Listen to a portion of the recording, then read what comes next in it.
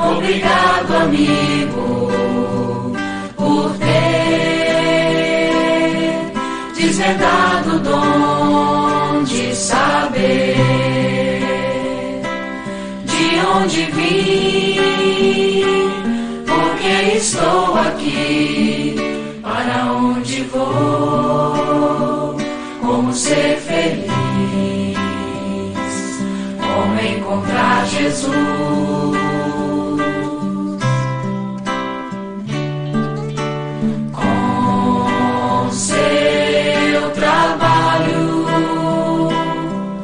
Hoje temos um Consolador que nos trouxe o Cristo, Rede vivo, e a nossa fé hoje é raciocinada. Não há mais nada o que temer, apenas caminhar.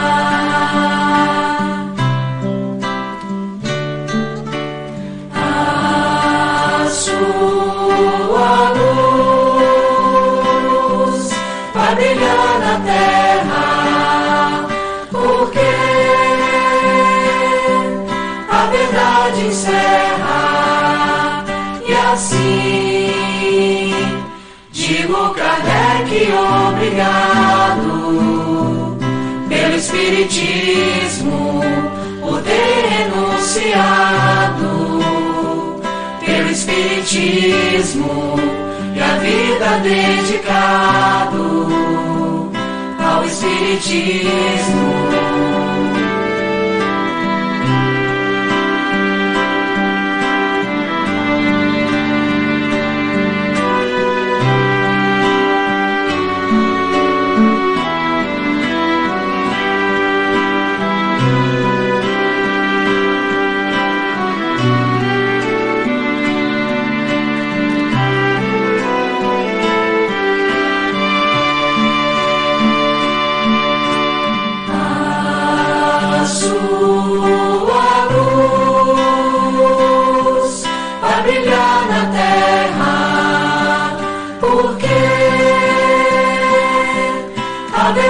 Encerra, e assim digo, Kardec, obrigado pelo Espiritismo, por ter renunciado, pelo Espiritismo e a vida dedicado ao Espiritismo. Ao Espiritismo.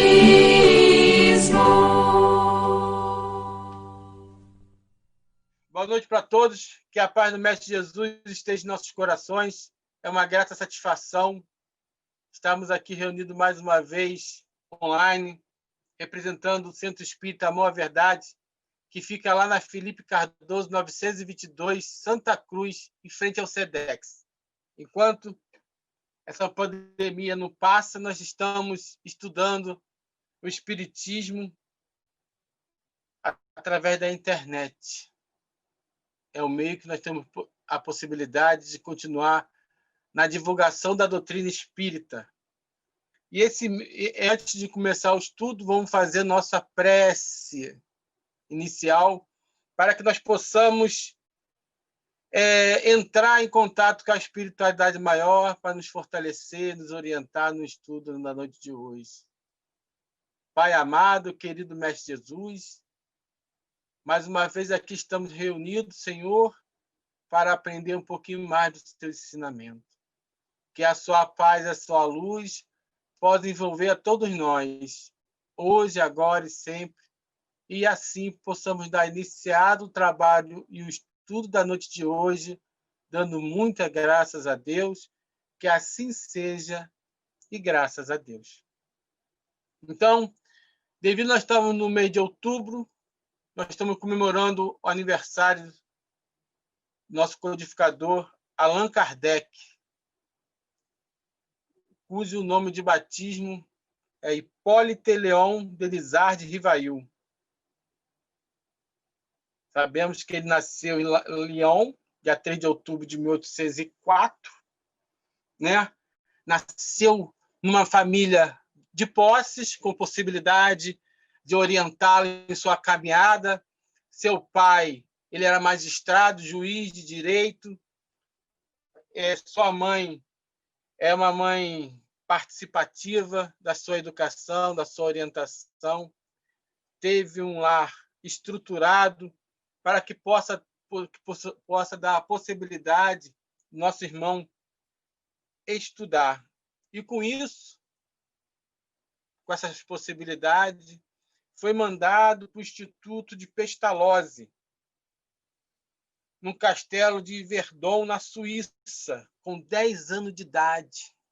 O Instituto de Pestalozzi era o nome da época da educação. Então, Kardec teve contato com a essência pedagógica que Pestalozzi tinha. Era uma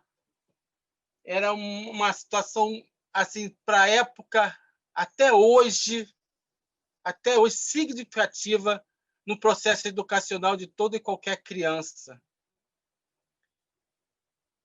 E o nosso irmão Rivail teve essa chance de receber esses ensinamentos maravilhosos.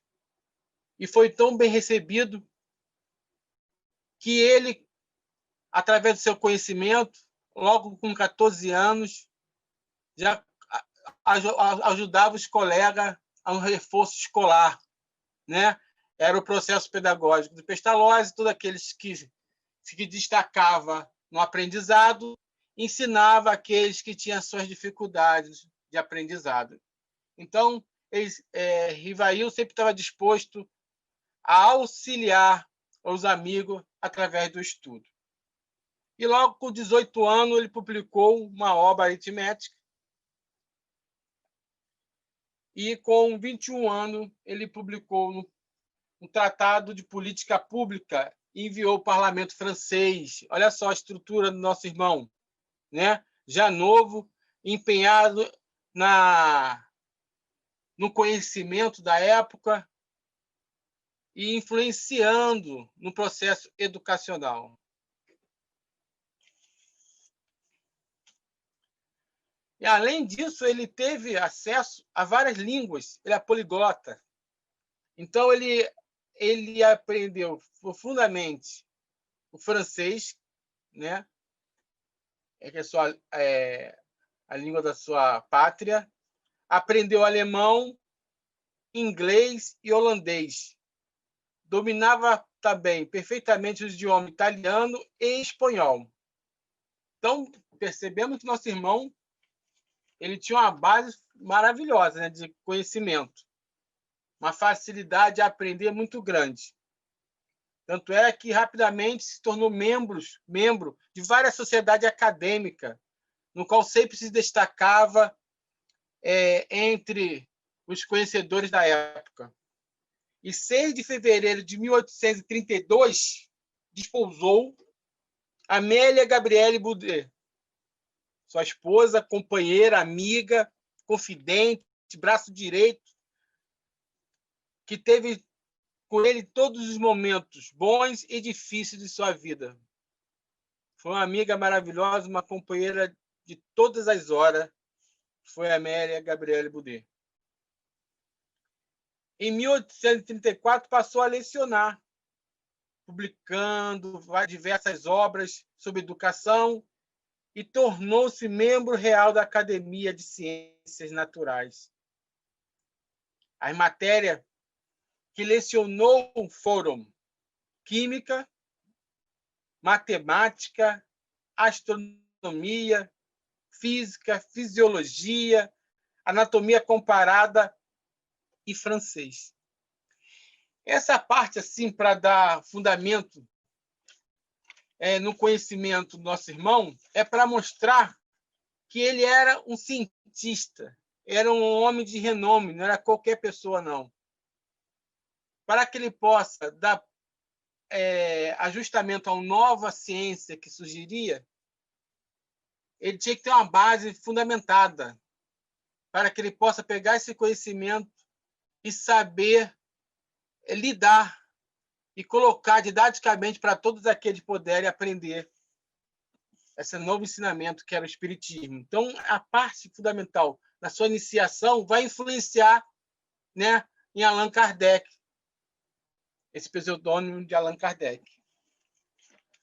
Foi em 1854 que o professor Rivail ouviu falar pela primeira vez do fenômeno das mesas girantes, através do amigo Fortier. Esse fenômeno da mesa girante era um fenômeno que acontecia em todo o mundo, nas Américas, na Europa, chamava atenção, e na maioria das atenções que chamava do público, da sociedade, levava para o lado da brincadeira, da diversão, do entretenimento. Como Kardec não gostava dessas situações, era um homem da ciência e não gostava dessas brincadeiras, nunca se interessou em saber sobre esse assunto. Tanto é que, numa conversa com o nosso amigo Fortier, abre aspas, Fortier fala para ele: vejo que ainda mais extraordinário não apenas faz girar uma mesa por magnetismo, mas se faz com que ela fale, e ela é interrogada e responde. Isso e outra questão, replicou Rivail. Vendo, acreditarei nisto, e quando me provarem que uma mesa tem cérebro para responder, tem nervo para sentir, até esse momento, permita ver nisso mais do que uma história da carochinha. Então, ele, no primeiro momento, ele não acreditou, que percebia que a mesa não fala. Só em 1855, em maio de 1855, voltou sua atenção para as mesas girantes e começou a frequentar reuniões. A partir do momento que ele viu algo inteligente por detrás daquela resposta, porque para que possa responder algo inteligente, tem que ter uma origem inteligente. Então, ele teve a vontade de começar a descobrir e desvendar esse mistério, cientificamente falando. E é nesse momento que o nome do Hipólito Leão Denisard, Rivail, entra na sombra para dar lugar a Allan Kardec. Então, ele começa a história dele como pedagogo, né, educador, teve necessidade de mudar o nome por causa disso, para que ele possa separar o Rivail do Allan Kardec. E nesse processo acaba o sossego de Rivail, porque na situação que ele vivia anterior ao processo da decodificação, ele estava praticamente aposentado, com 30 anos de magistério, com a vida, vamos dizer assim, tranquila, respeitado no meio científico, respeitado pelos todos os amigos, mas foi convidado pelo Espírito de Verdade a coordenar esse trabalho maravilhoso, no qual ia trazer para ele grande sacrifício, até mesmo sacrifício da própria vida, do encurtamento do processo de vivência dele. Aceitou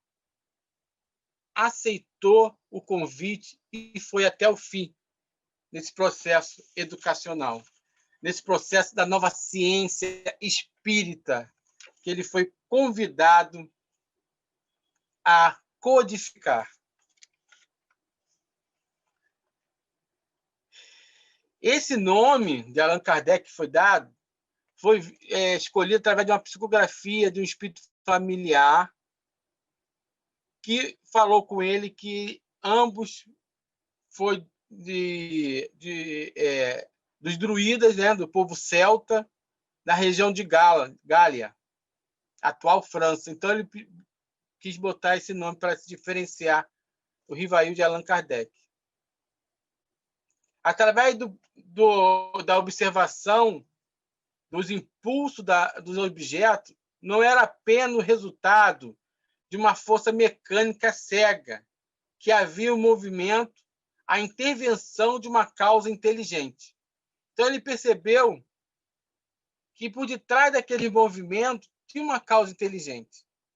E nesse processo dessa inteligência, ele resolveu destrinchar todo esse mistério. E explica. O que caracteriza um estudo sério é a continuidade que ele dá. Então, o que caracteriza um estudo, nós temos que dar continuidade e respeitar esse processo de avaliação. Quem deseja tornar-se versado numa ciência tem que estudar metodicamente, começando pelo princípio e acompanhando o encadeamento e o desenvolvimento das ideias. Então, nós temos essa necessidade de buscar o nosso conhecimento através da leitura diária, para que nós possamos absorver o conhecimento da doutrina espírita. Esse conhecimento, esse procedimento, ele começou a orientar todos nós, até hoje, a estudar continuamente. Como pretender-se, de algumas horas, adquirir a ciência do infinito? Então, nós não podemos aprender essa ciência, essa filosofia, essa religião chamada Espiritismo, pela superfície, sem adentrar na sua intimidade, sem abrir as suas obras. Ninguém, pois, se iluda. O estudo do Espiritismo é imenso. Interessa a todas as questões da metafísica e da ordem social. E um mundo que se abre diante de nós. Então, ele percebe que é uma novidade maravilhosa, mas no qual nós temos que ter empenho em desenvolvê-la. Não é que é chegar assim, nunca abrir uma obra, nunca ler o Pentateuco, que a gente vai absorver esse conhecimento. A palestra, muitas das vezes, é uma orientação, mas nós temos que levar para o nosso lar e dar continuidade ao estudo periodicamente. É tão importante que tem lá no Evangelho a autoridade da doutrina espírita, porque ele nos mostra como foi feito todo esse processo, né, de ensinamento. Ele fala assim: se a doutrina espírita fosse na concepção puramente humana, não ofereceria por penhor senão as luzes daquele que houvesse concebido. Quer dizer, a doutrina espírita não é de Allan Kardec. Ele, quando recebeu os ensinamentos, ele não sabia nada sobre o assunto. Ele dominava o magnetismo. Mas, através dos ensinamentos, ele chegava à conclusão lógica daquele aprendizado. Então, a principal fonte desse conhecimento são os espíritos. Muitas das vezes a pessoa acha que a doutrina é de Allan Kardec. Não é. É dos espíritos. A terceira revelação, que é o espiritismo, ela não tem persona, não é personificado. Então, é os espíritos que mandam as mensagens para Kardec e ele, maravilhosamente, coloca em ordem para que nós possamos compreender com facilidade. Ele organiza todo o aprendizado. Então, fica difícil, mesmo para Kardec, como uma criatura só, espalhar esse ensinamento, como foi espalhado, por 4 cantos da Terra. Essas informações pipocavam em toda a sociedade. Em toda a sociedade. O que Kardec fez? Ele só organizou. Para que ele possa chegar numa verdade sem ter um pingo de erro, ele tinha que desenvolver uma técnica. Por exemplo, a técnica mais falha que poderia existir para receber a doutrina espírita é um médium receber informações de vários espíritos. Então, não podia ser feito assim.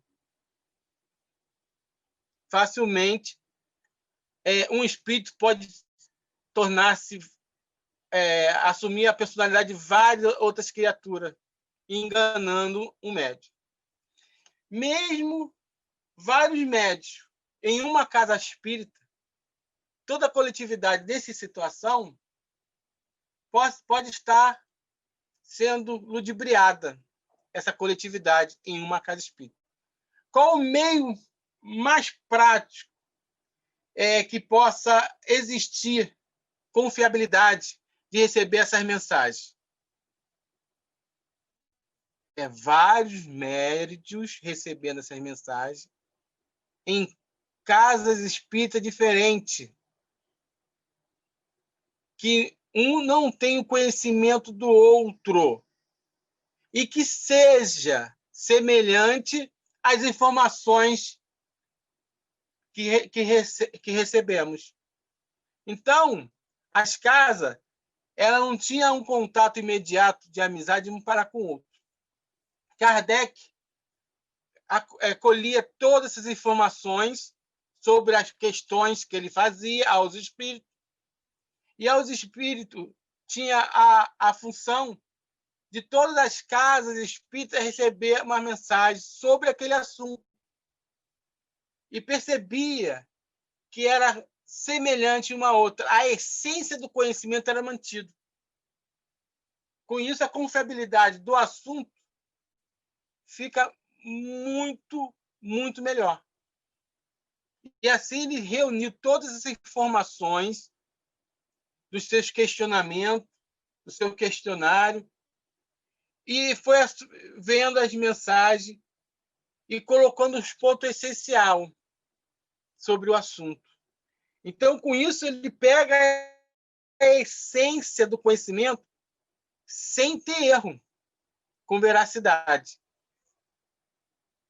Então, uma situação importantíssima para que Kardec pudesse ter êxito nesse estudo maravilhoso era a universalidade do ensino dos espíritos. Aí reside a força do espiritismo, também a causa da sua tão rápida propagação.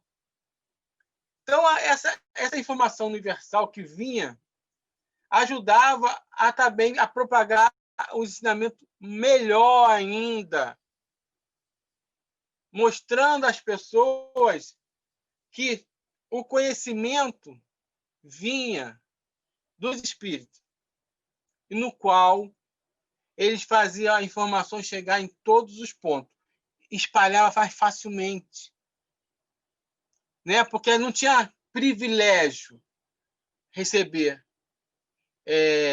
as mensagens de um grupo, era de um todo, de vários grupos. O primeiro, então, exame comparativo nessas situações é o da razão, no qual cumpre submeter, sem exceção, tudo que vem dos espíritos. Quer dizer, nós temos que levar e questionar tudo que vem dos espíritos. Não é aceitar tudo que vem de lá. Então, nós temos que questionar. Era essa a situação que Kardec sempre fazia para que possa ter um resultado positivo. Então, prova a experiência que, quando um princípio novo tem de ser anunciado, isso se dá espontaneamente, olha só, maravilhoso, espontaneamente, em diversos pontos, ao mesmo tempo e de modo idêntico, senão quando a forma, quanto também o fundo da proposta. Essa base de apoio, quando formulamos esse princípio da doutrina espírita, foi fundamental para que a doutrina seja solidificada. Por quê? Para que você possa combater essas informações, não tem como você destruí-la. Você pode destruir o livro, quando aconteceu o Auto de Barcelona, né? Em 9 de outubro de 1861, achando que ia destruir o conhecimento, queimaram os livros dos espíritos. E sabemos que tudo aquilo que é proibido é desejado. Então, foi uma propaganda maravilhosa para que todos pudessem conhecer a doutrina espírita. E não adianta queimar livros, que os espíritos não são atingidos nessas situações. O conhecimento é dos espíritos e permanece intacto. E essa verdade, para ser combatida, ela tem que ter uma função também universal. Ou qualquer proposta nova tem que ter uma informação universal. Não é um indivíduo vir com conhecimento de ser lançado e a gente acreditar. Não. Essa proposta tem que vir nos 4 cantos do planeta, com a mesma exatidão e com a mesma lógica. Sem isso, não podemos receber qualquer informação e modificar a doutrina. Então, é fundamental essa universalidade das informações, porque nos dá a possibilidade de manter o conhecimento da doutrina espírita intacta. A maior função que nós podemos, o maior amor que nós podemos é manter esse ensinamento intacto. Não lançar nosso achismo sobre ela, e sim sermos intérpretes dessa verdade no qual estudamos e divulgamos. E nessas situações vieram as sequências dos livros, né? O primeiro livro a ser lançado em 18 de abril de 1857 foi o Livro dos Espíritos, uma obra no qual resume toda a doutrina espírita, com 119 questões, pergunta e resposta, no qual, através do conhecimento lúcido e de resposta direta, nós conseguimos captar a essência dos espíritos, conseguindo perceber de onde nós viemos, qual é a nossa função aqui na Terra e para onde nós vamos em nosso futuro. Depois veio o Livro dos Médiuns, em 15 de janeiro de 1861. É um livro, é um tratado maravilhoso para os médiuns se educarem e tendo a possibilidade menor de errar. É uma orientação maravilhosa para todos nós que somos médiuns, para compreender a mediunidade e cumprir a nossa missão. Depois veio o Evangelho segundo o Espiritismo, que foi em Paris, 15 de abril de 1864, que traz a moral do Cristo, tirando todo o véu da ignorância, de forma clara, explícita e maravilhosa. Depois vem o Céu e o Inferno, dia 1º de agosto de 1865, né? Que nos informa como nós chegamos ao desencarnar, mostrando que o céu e o inferno é um estado de espírito. Deus é misericordioso. Depois vem a Gênesis, 6 de janeiro de 1868, que mostra as predileções de Jesus. É uma obra que muitas das vezes científica, e nós temos muito assim, vamos dizer assim, preconceito contra ela. É uma obra maravilhosa, que nós devemos folhear mais ela, para que nós possamos absorver esse conhecimento maravilhoso. Então, Esse trabalho, no qual é lançado para a humanidade em 1857, ela tem que ser valorizada por nós e lembrarmos que nós possamos presentear Kardec buscando as suas obras, em respeito à sua memória e seu trabalho maravilhoso, lermos por dia, no mínimo, 30 minutos por dia. Colocamos um copo d'água lá, uma garrafa, lemos durante 30 minutos. Todos os dias nós conseguimos rapidamente ler toda a obra. Porque obra fechada é morta. O melhor presente que nós possamos dar para Kardec em seu aniversário é ler as suas obras. É ler as suas obras. Que nós possamos ler a obra de Kardec com mais vontade, com mais carinho, com mais dedicação. E ele sempre fala, ele escreveu aqui na página do nosso evangelho aqui, fé inabalável só é a que pode encarar frente a frente a razão em todas as épocas da humanidade. Para que nós possamos ter fé, nós temos que compreender, nós temos que estudar e absorver o conhecimento do nosso irmão Kardec.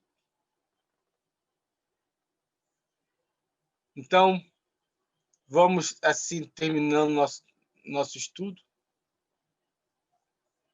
Vamos fazer a nossa prece final, levando nosso pensamento a Deus.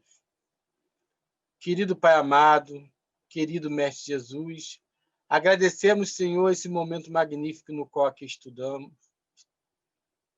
que nós possamos sair melhor do que entramos nesse estudo, que nós possamos adquirir esse conhecimento para toda a eternidade, compreendendo as leis de causa e efeito e adentrando profundamente no Espiritismo através da leitura diária. Que a paz do Cristo nos envolva hoje, agora e sempre, que assim seja, e graças a Deus.